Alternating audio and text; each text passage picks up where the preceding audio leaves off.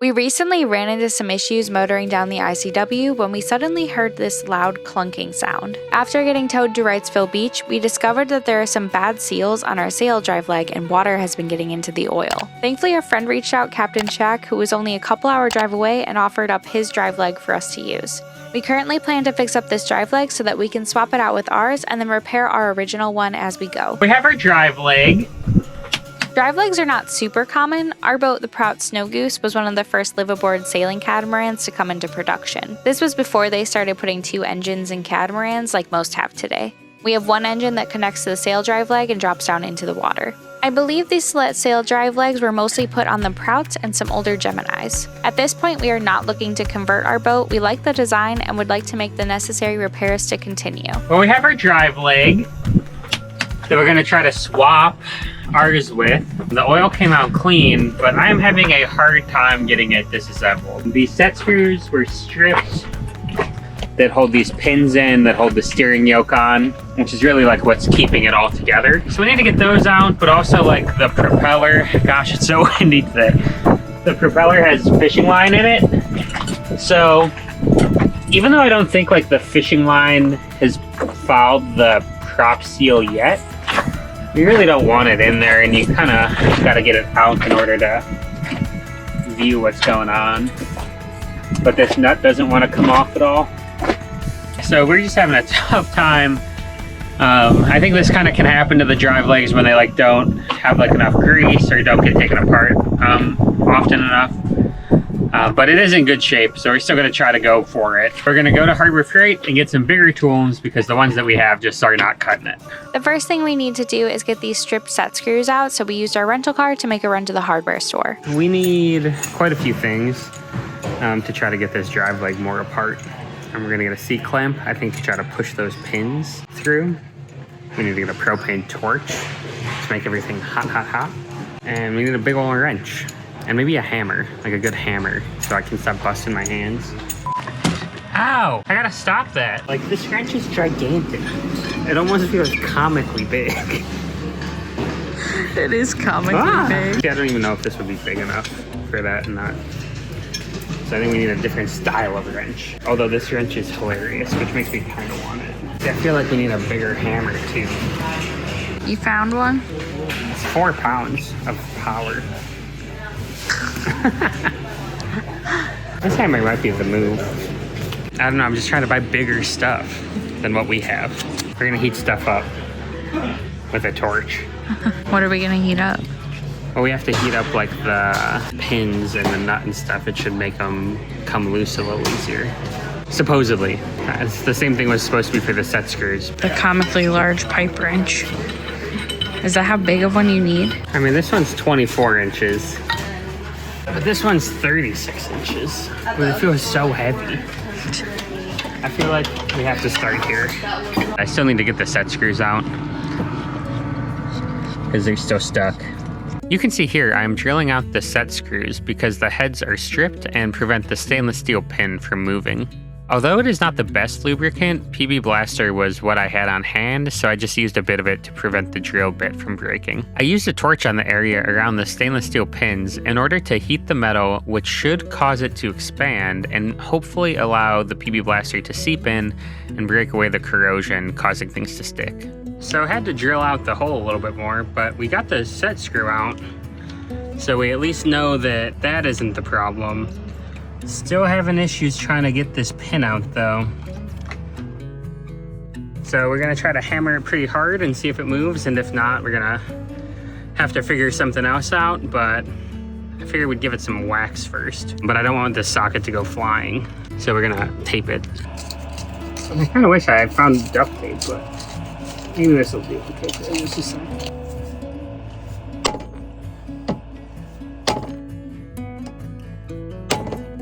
It does seem to be pushing it through. I feel like that shouldn't be working, but we're gonna keep rolling with it.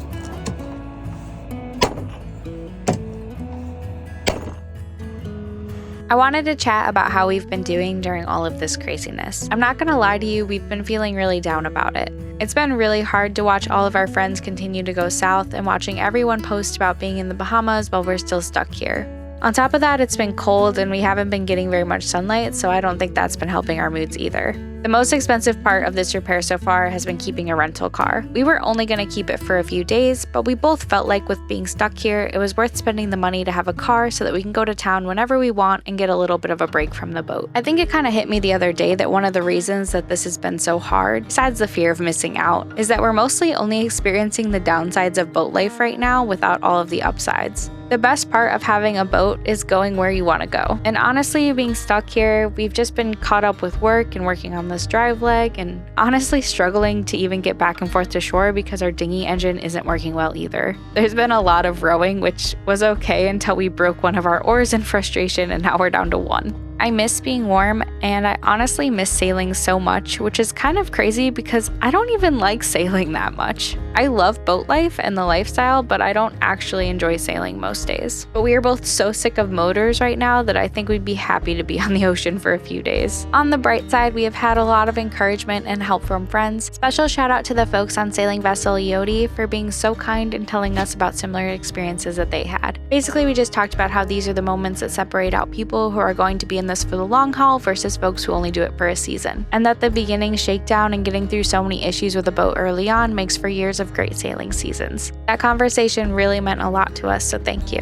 Anyways, all of that to say that we've been struggling a little bit and it's been a bit of a depressing time. But we are not giving up on Thalia or our dreams. We will be back out there when the time is right, and we are really looking forward to it. We also want to say a huge thank you to everyone who watches our videos. You guys really mean the world to us. Thank you so much for sticking through the hard times and being such a big part of our adventure. So then the hope would be like we could twist this and just push the pin through, you know?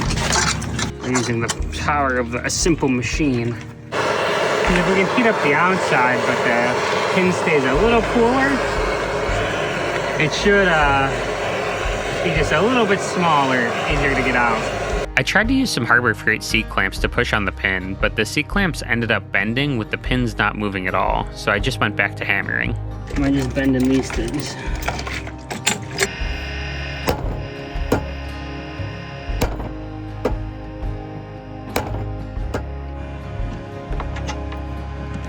Time for a bigger socket. So we're doing this just because otherwise I get launched directly into the sea, which it took me one socket to figure that out.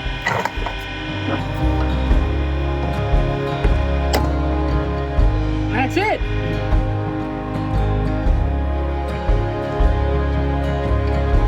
I didn't really say it, but I had to widen the hole a bit because there were still remnants of the set screw, and it was just enough to keep the pin from moving. So now if I flip this over, it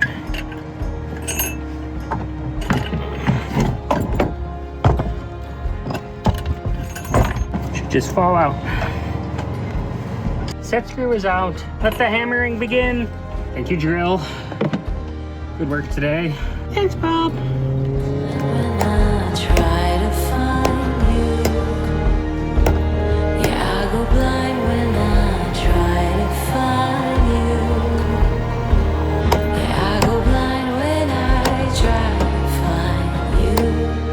So we're kind of running out of sunlight. This other one's really not coming out just yet, so I think we're gonna let it soak in some PB Blaster overnight and give it a try tomorrow. Whew, but I feel good about getting the one done. New day, kind of windy, honestly. Kind of cold, honestly, but we got one pin out yesterday. I had to repeat this process on the other side, drilling out the screw and hammering out the pin in order to get the steering yoke off of the transom plate. That's how you know it's hot, hot, hot.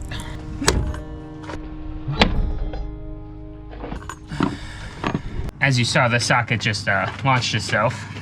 So maybe we'll set up something to make that not happen, because that's two sockets down now. Okay, so now we have a tarp set up so that I stop launching these things into the ocean. It does look like it has moved down a little bit. So I think we just gotta keep hammering away, which is like tough, but we're tough, so it's okay. And I'll have to get a new socket set, I think.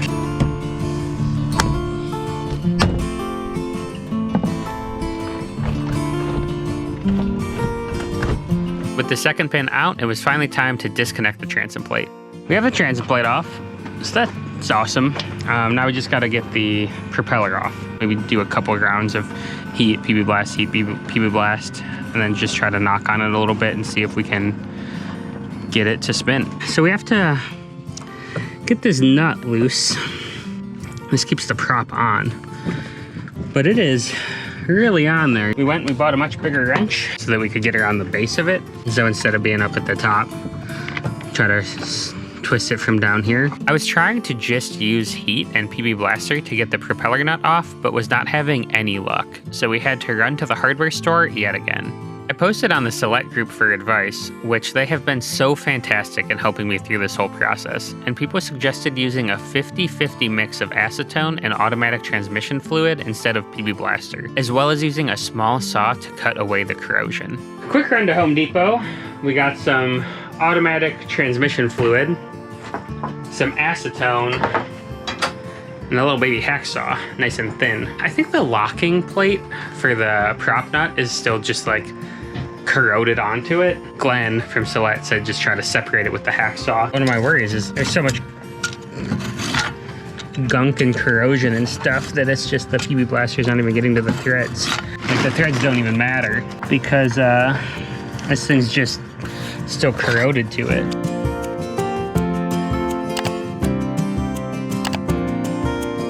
So I think we hacksawed all the corrosion out of there. If you look in between the lock washer and the prop now, you can actually see the space between the two. You can see the light. Let's try to heat it up now.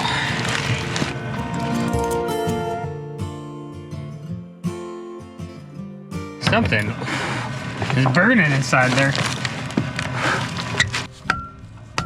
Holy goodness, baby! Ouch! Team, I got too excited, I hammered my thumb. Ow! I gotta stop that. It's still kind of hot. My main concern was there seemed to be a lot of fishing line wrapped around the prop shaft, which could be a thing that fouls the seal. See, and this is why we had to take it off. I don't think this one has fouled the seal yet, but we definitely don't want to leave that in. Like if we're going through the whole process of refitting this thing, we might as well do a good job. Get out of here, fishing line.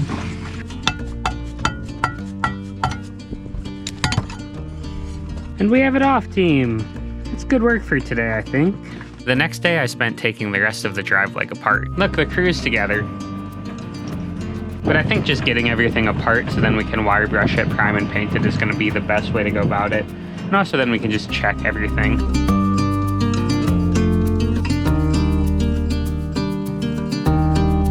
It's all coming apart. Piece by piece. The inside of this thing looks good though. It's a little bit of love. But don't we all? These seals seem just bunk. Maybe this is instant gasket, I think it might be. And we just keep going. And we just keep going.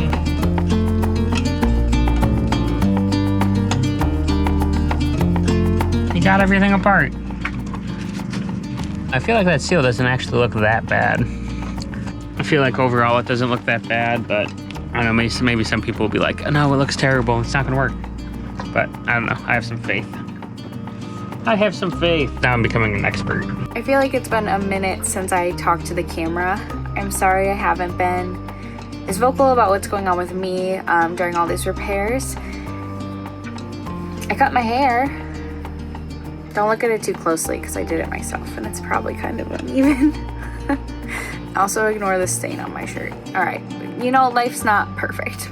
You know, I don't know, I have been organizing the boat and I actually haven't been editing that much. We took a little break, so I've had a little break from that, which I think is probably why I haven't been recording as much because videoing just hasn't been on my mind. But we're getting back into it. I'm feeling motivated, and a lot of that probably has to do with it being like 64 degrees out today. It feels amazing. It's bright and sunny and warm, and I've just been getting so much work done. Although I did a terrible job filming cleaning it all. I don't know how much you guys want to see me clean, but if you do, let me know. I think during this time I have just been, I don't know, trying to handle my anxiety and emotions around all this. Like, I know we're gonna get back out there and we're gonna get this repair done, and I'm just trying to let go of this pressure of timeline where it's like we have to, in my head it's just like, oh, we gotta rush, and then I don't know, it's just kind of taking a step back and being like, we don't have to rush. Like, this is our lives, we can do whatever we want. So in the meantime, I'm gonna try to enjoy this area, and it's really cute. And we've had a rental car, so that's helped a lot because we can actually like get off the boat for a bit and, I don't know, just enjoy being on land for a little bit. Last week, Patrick made me my favorite cake for my birthday, but this week I made him his favorite dessert, tiramisu, for his birthday. I know I should have recorded that. I honestly was super nervous because I've never made tiramisu before, and I've never made custard before.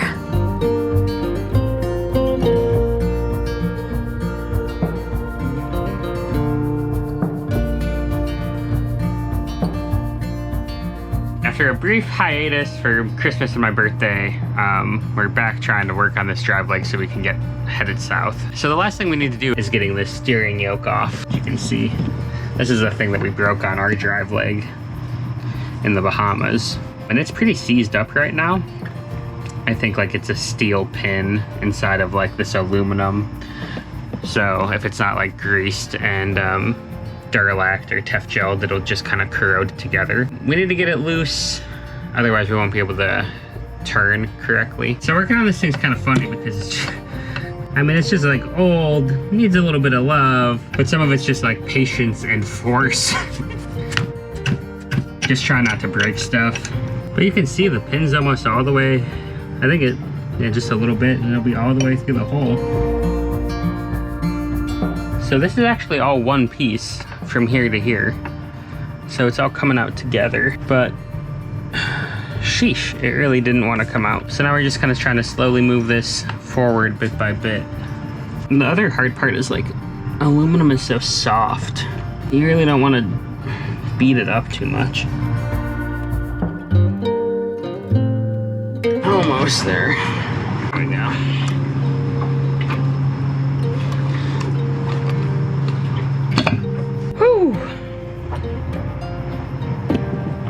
Another one bites the dust. So this pin runs all the way through here, the steering yoke. It generally should be coming up pretty freely, but it's not. Probably because of corrosion, but you can see the steering yoke just doesn't really move a lot, and it should move pretty freely. It just hasn't been greased. I don't even think this one has the grease fitting on it, so we might swap it with the other one. But yeah, but because this is so stuck, I've tried hammering on the bottom here, to really no avail. So the other option when you have something like this, since this is threaded in the top, we can just kind of use the power of the screw, because as you screw down, if the screw can't go down, it should, in theory, pull the pin up. You just got to get something hard enough to withstand that kind of force. So if we put this here to kind of just protect the surface, make it as wide as we kind of can, while being big enough that the pin can just fit through it. We should be able to use the screw to kind of hammer it down, but pull the pin up and out. Look at all this stuff that came out. I think it's all just like corrosion or salt. I mean, it's expected, right? The drive leg goes in the water. But that's why it's so hard to get out, because it's like all of this stuff is just mucking it up. We are still in the midst of this repair.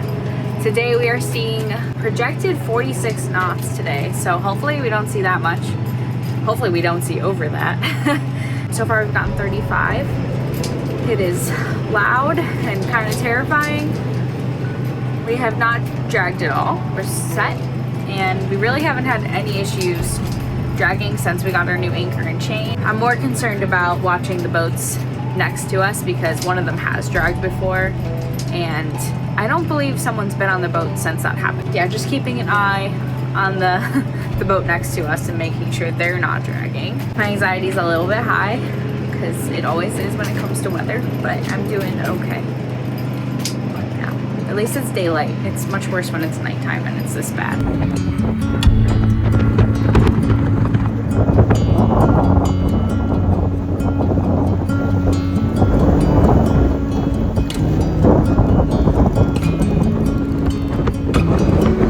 I was a little bit anxious about the wind, but not so much with our boat. I was mostly worried about another boat dragging into us with everything that happened in the last episode. Thankfully, we held strong, and so did the boats around us this time. We made a lot of progress so far, but still need to get this steering yoke off. We've been dealing with a lot of rain and a lot of wind, but I think I almost have this thing out. I think we're just gonna try to tap it out from here. I don't think I have anything long enough to go on the bottom part of this pin, so we're just gonna try to do the top. If you remember when we got hauled out in May, which was the last time we broke our steering yoke, you can recall that this long stainless steel pin came out with a bit of force, but without too much trouble. This one was completely seized up. We did it, dude. We got it. Woo! And that's it. She is apart. What a battle. Now that we have all of the pieces apart, it's time to wire brush everything back down to the aluminum. I tried to help with this part, but truthfully, Patrick did all of it.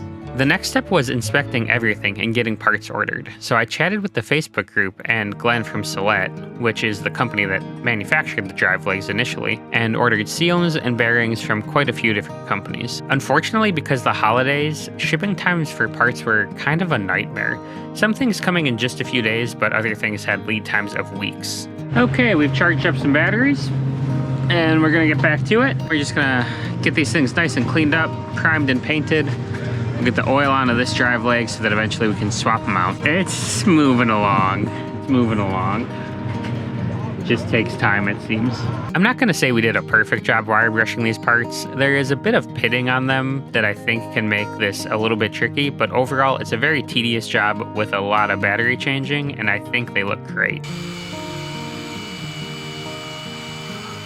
It's pretty windy, it's been bouncy all day, but we're gonna try to get the zinc that you can't even see anymore because there's so little of it left and it's just corroded in. This is like the front piece where the prop shaft goes, and the zinc is just totally done. So I gotta cut it out.